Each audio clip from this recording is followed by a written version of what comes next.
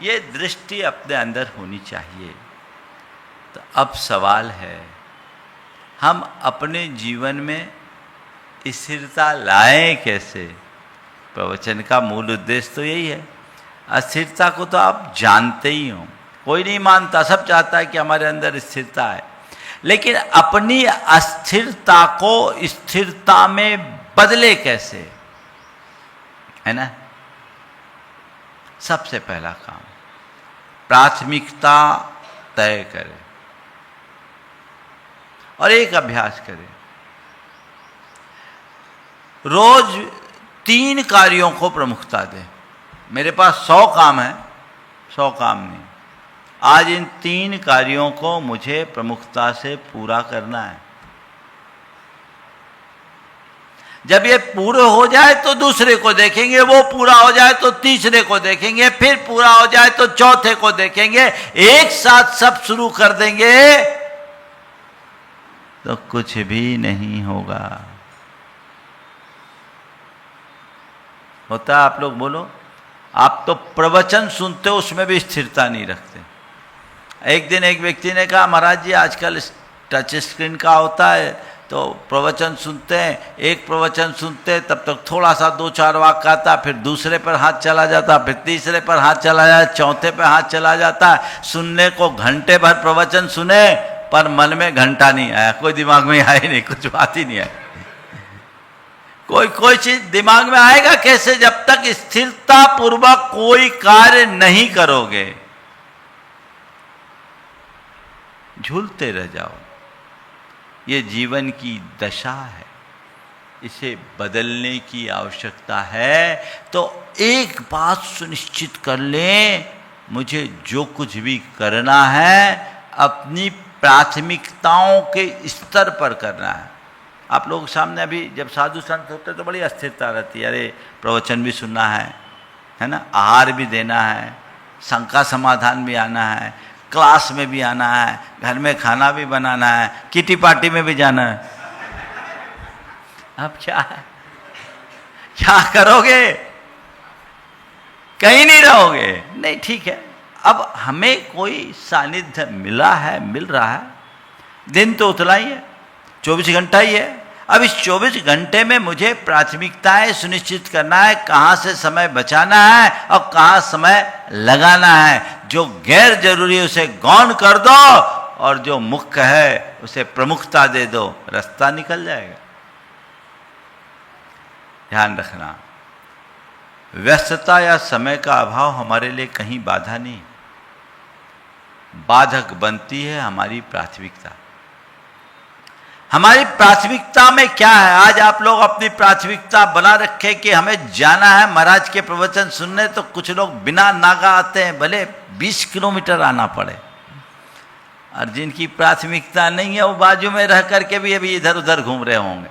समय नहीं है, भले चाय की दुकान ठेले पे और पान की दुकान में घंटा भर गप्प करके खराब कर दे, है ना। तो सबसे पहली बात है कि हमें प्राथमिकता तय करनी, फिर नियमबद्ध दिनचर्या होनी चाहिए। मेरी दिनचर्या जब तक जीवन में लय ना हो, मन में स्थिरता कैसे होगी? नियमबद्ध दिनचर्या, मुझे ये काम ये काम ये काम, एक रूटीन चार्ट अपना बना लीजिए और जो काम करना उसी तरीके से कीजिए। मेरे संपर्क में एक बड़े उद्यमी है, वो अपनी पूरी दिनचर्या को प्लान करके रखते हैं, नोट करके रखते हैं, और नोट करके अपनी सारी मीटिंग्स, बड़े कॉरपोरेट के मालिक हैं, और सारे मीटिंग, सारी व्यवस्थाएं, सब चीज़ें उनकी सुनियोजित होती है, उसमें कोई फेर नहीं। चाहे जिसका कॉल नहीं उठाते। आप सबको अस्थिर करने की बीमारी तो आपने अपने जेब में रख रखी, बोलो, है ना। अच्छे ध्यान मग्न होकर कोई काम कर रहा है, किसी घंटी बज गई है, आपने उठा लिया, बोलो। महत्वपूर्ण काम कर रहे हैं, उससे भी ज्यादा महत्वपूर्ण वो आ गया, और बाद में हुआ तो कुछ नहीं, हाय हेलो के लिए फोन है। क्यों? ये डिस्ट्रैक्ट करती चीजें, हमें डावाडोल बनाती है, हमारे ध्यान को खंडित करने वाले कारण है, हमारे चित्त को अस्थिर बनाने वाले निमित्त है, हमें नहीं करना। हमें अपने दिनचर्या को नियमबद्ध करना है। फिर जो काम करे लीनता से करे, अर्थात जिस समय जो काम करे उसी भाव में, उसी विषय में डूब जाए, डूब कर करे। आधे अधूरे मन से करोगे कुछ भी नहीं हो। कई लोग हैं मल्टीटास्किंग में लगे रहते हैं, इधर काम भी कर रहे हैं, इधर बात भी कर रहे हैं, इधर जवाब भी दे रहे हैं, सुन भी रहे हैं। क्या है?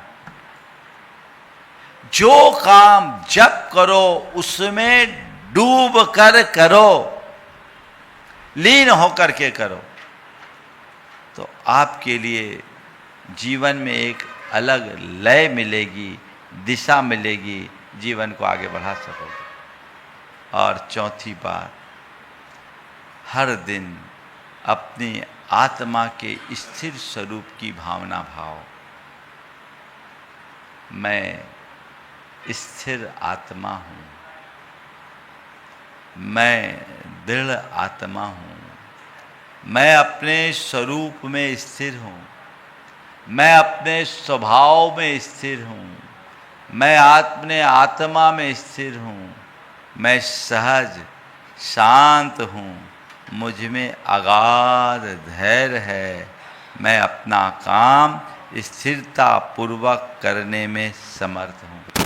ये भावना भाई, इस निमित्त अगर स्थिरता के लिए भावना योग आप करें तो इस तरीके से कर सकते हैं। अगर आपको मेरी वीडियो अच्छी लगती है तो प्लीज़ मेरे चैनल को लाइक करें, शेयर करें और सब्सक्राइब करें। Thank you.